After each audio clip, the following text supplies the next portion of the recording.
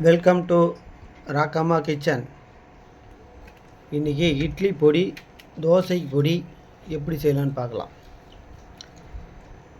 100 உளுத்தம்பருப்பு, 100 கடலைப்பருப்பு, ஒரு 5 பல் பூண்டு,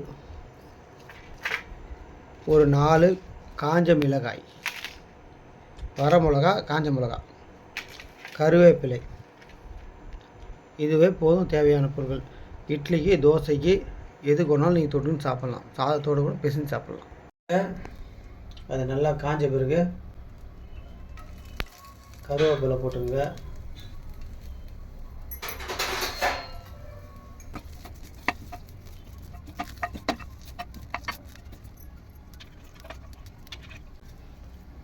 அடுத்தது பூண்டு,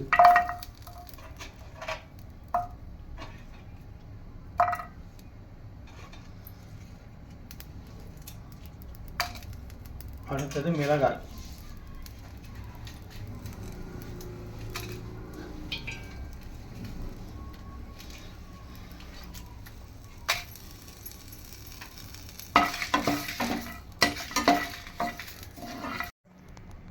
அடுத்தது கடலைப்பருப்பு,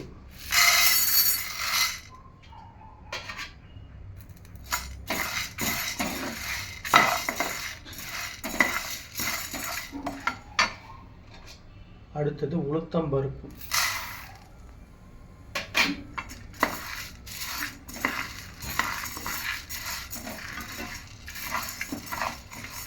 இது நல்லா சவுக்கிற வரலாம் அப்படியே கலரிக்கிட்டே இருக்கணும்.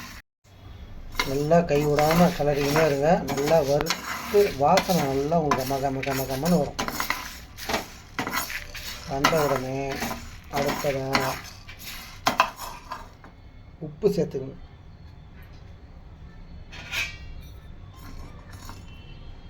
கிளறிக்கங்க. அடுத்ததாக பெருங்காயம் சேர்த்துங்க. ஒரு கிளறிட்டு ஸ்டவ் ஆஃப் பண்ணிவிடுங்க. இதை கொஞ்சம் ஒரு ஹீட்லாம் ஆறுற வரையும் கொஞ்சம் நேரம் ஒரு 10 நிமிஷம் நல்லா ஆறட்டும். ஆறின பிறகு ஒரு மிக்ஸி ஜாரில் போட்டுப்போம்.